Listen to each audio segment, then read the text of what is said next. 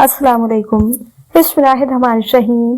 शुरू अल्लाह के नाम से जो बड़ा मेहरबान और निहायत रहम करने वाला है। प्यारे दोस्तों, ऐसे ही सच्चे और दिलचस्प वाक़यात सुनने के लिए हमारे चैनल को सब्सक्राइब करें। प्यारे दोस्तों, आज की इस वीडियो में हम आपको बताने वाले हैं कि शब बारात में बेरी के पत्ते से नहाने के क्या फायदे हैं और किस तरह से नहाएं, यह भी हम आपको बताएंगे। और प्यारे दोस्तों, साथ ही साथ हम आपको इस वीडियो में यह भी बताएंगे कि शब बारात में किन किन लोगों की मग़फ़िरत नहीं होती, यानी किन किन लोगों को अल्लाह तबारक व तआला इस रात भी माफ नहीं करता।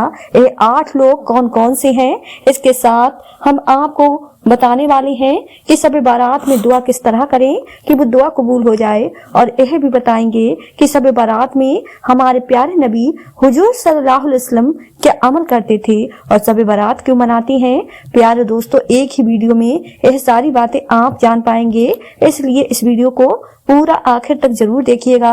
प्यारे दोस्तों, हम आपको बता दें कि बेरी के पत्ते से नहाने यानी गुस्ल करने का तरीका और उसके फायदे के बारे में। प्यारे दोस्तों, शब बारात की जो रात आती है, इस रात में आपको एक गुस्ल करना होता है। यह गुस्ल बड़ा ही फायदा देता है।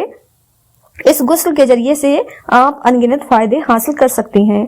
प्यारे दोस्तों, शब बारात सावन की 15वीं रात 14 तारीख के गुजर जाने के बाद मगरिब की नमाज पढ़ लेने के बाद आप पूरी रात भर कभी भी यह गुस्ल कर सकते हैं, कभी भी आप नहा सकते हैं। इस गुस्ल का जो वक्त है, जो टाइम है, वो मगरिब के वक्त से फजर के वक्त तक पूरी रात है।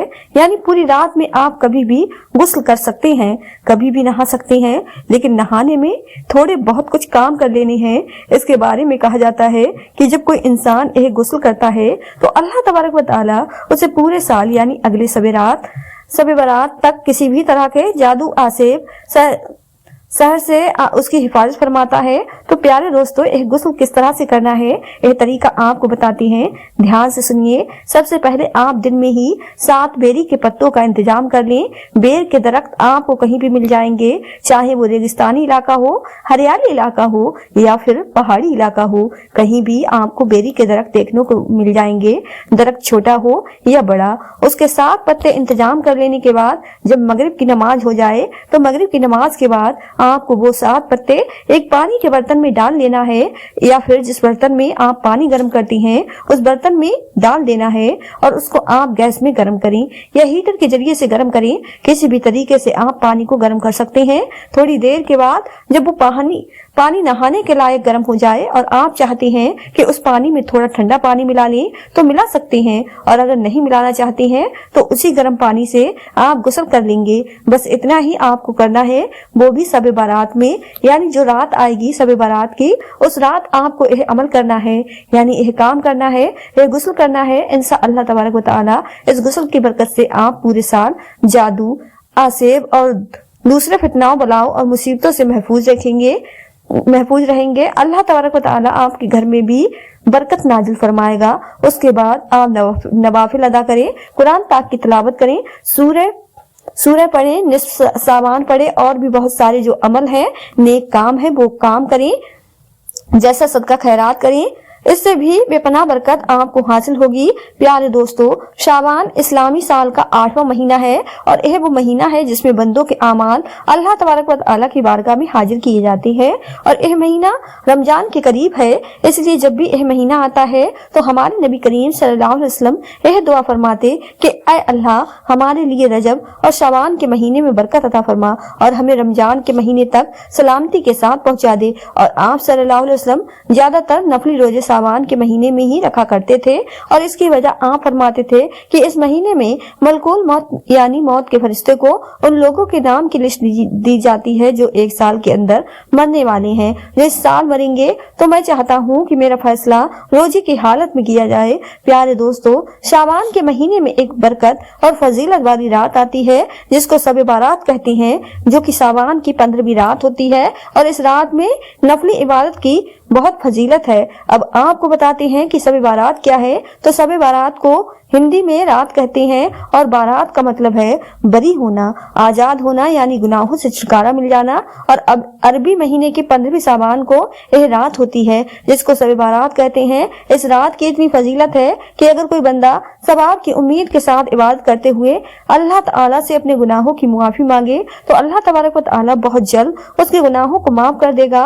अब आपको बताते हैं कि फजीलत वाली रातें कौन कौन सी हैं। नंबर 1 लैलतुल कद्र जो रमजान के आखिरी असरे में होती है। नंबर 2 ईद उल फित्र की रात। नंबर 3 ईद उल अजहा ईद कुर्बानी की रात। नंबर 4 15 सावन की रात यानी शब बारात। इस रात की क्या खासियत है? तो प्यारे दोस्तों, जिस तरह पूरे साल का बजट सरकार पेश करती है कि पूरे साल क्या होगा, उसी तरह इस रात में आने वाले साल के तमाम कुदरती कामों का लेखा जोखा अल्लाह तबारक व तआला फरिश्तों को दे देता है। जैसे कि लोगों की जिंदगी और मौत वगैरह। इस रात में क्या कोई खास इबादत है? तो इसका जवाब है नहीं। इस रात में कोई खास इबादत नहीं जो सुन्नत से साबित हो। हाँ, नफली इबादत कोई भी कर सकता है, जैसे नफल नमाज पढ़ना, कुरान की तिलावत करना, अल्लाह ताला का जिक्र करना, दुआ करना, क्योंकि यह रात बख्शिश की रात है, इसलिए अल्लाह के सामने अपने गुनाहों की माफी जरूर मांगना। क्या इस रात में सलातुल तस्बीह पढ़ना जरूरी है? तो इसका जवाब है नहीं। जैसा कि हमने आपको पहले बताया,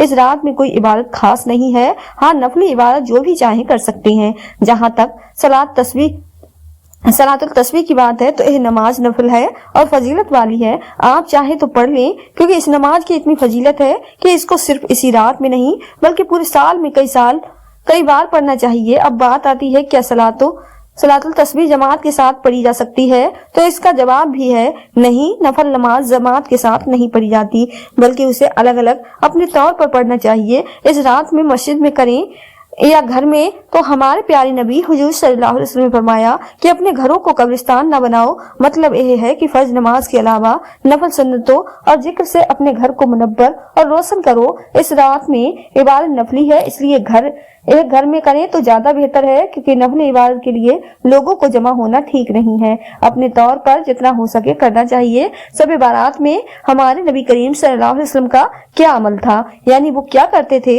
हजरत आयशा सिद्दीका रज़ियल्लाहु तआला अन्हा फरमाती हैं कि नबी करीम सल्लल्लाहु अलैहि वसल्लम 15वीं सावन को घर तशरीफ लाए और अभी पूरे कपड़े उतारे भी नहीं थे कि फिर पहन लिए और घर से निकल पड़े। मैं भी पीछे पीछे चली गई यह देखने के लिए कि आप कहाँ जा रहे हैं। तलाश करते करते मैंने आपको देखा कि आप मुसलमानों के कब्रिस्तान में हैं और मोमिनों के लिए दुआएं मग़फ़िरत कर रहे हैं। तो हमें भी चाहिए कि इस रात के आखिरी हिस्से में कब्रिस्तान जाएं और अपने मरहूमीन के लिए दुआएं मग़फ़िरत करें। अब बताते हैं कि शब बारात में दुआ कैसे करें। अगर कोई अरबी दुआ याद न हो तो इस तरह दुआ कर लें, ऐ मेरे अल्लाह, तू ही सब पर एहसान करने वाला है, कोई तुझ पर एहसान नहीं कर सकता। ऐ उम्मत पर मेहरबानी करने वाले, ऐ बंदों को अता करने वाले, तेरे सिवा कोई माबूद नहीं। तू गिरतों को थामने वाला है, बेपनाहों को पनाह देने वाला है, परेशान हालों का और मुसीबत के मारों का तू ही सहारा है। ऐ अल्लाह, तेरे सिवा किससे मांगू, तू ही दाता है। मेरी बदकिस्मती को दूर कर दे और अपने हलाल रिज्क से मुझे महरूम न कर। बेशक तू हर चीज पर कुदरत रखने वाला है। ऐ अल्लाह, मेरी परेशानियों को दूर फरमा, चाहे उनको जानता हूँ या नहीं। यकीनन तू ही सबसे ज्यादा एहसान करने वाला है। ऐ अल्लाह, नेक औलाद अता फरमा और हमारी मगफिरत अता फरमा। अल्लाह, तमाम गुनाहों को माफ फरमा, वो छोटे हों या बड़े, जानबूझकर किए गए हों या अनजाने में, उजाले में किए गए हों या अंधेरे में। और ऐ अल्लाह, आइंदा हमें गुनाहों से बचने वाला बना दे और इन गुनाहों को, नहूसत को मिटा दे। ऐ अल्लाह, ईमान पर खात्मा फरमा दे। हमारे माँ बाप, उस्ताद और तमाम मुसलमानों की मगफिरत अता फरमा और उनकी नेक दुआओं को कबूल फरमा।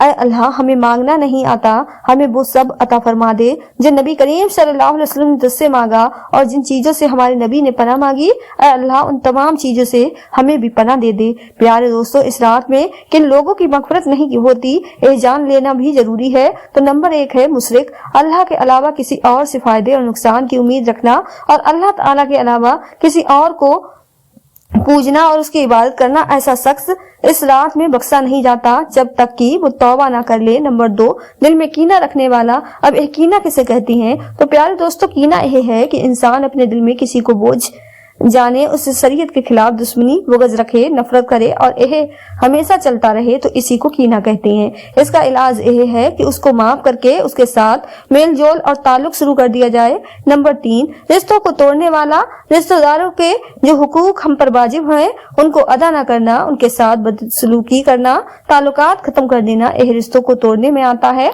ऐसा शख्स इस रात में बख्शा नहीं जाएगा। नंबर 4, सलवार टखनों के नीचे लटकाने वाला पैजामा, सलवार या लुंगी टखनों के नीचे पहनने के बारे में हदीस का फरमान है कि अल्लाह तबारक व तआला उस शख्स की तरफ नजर रहमत नहीं फरमाता जो अपना पैजामा या लुंगी टखनों के नीचे लटकाए। इस अमल की वजह से यानी इस काम की वजह से बंदा अपनी बख्शिश नहीं करवा पाता। नंबर 5, बालिग का नाफरमान, इस रात में अल्लाह ताला की रहमत से महरूम रहने वाला शख्स वो भी है जो अपने माँ बाप का नाफरमान हो। नंबर 6, शराबी, शराब और नशे का आदि शख्स भी माफ नहीं किया जाएगा। नंबर 7, नाहक कत्ल करने वाला, किसी बेकसूर का कत्ल करने वाला। नंबर 8, जिना करने वाला।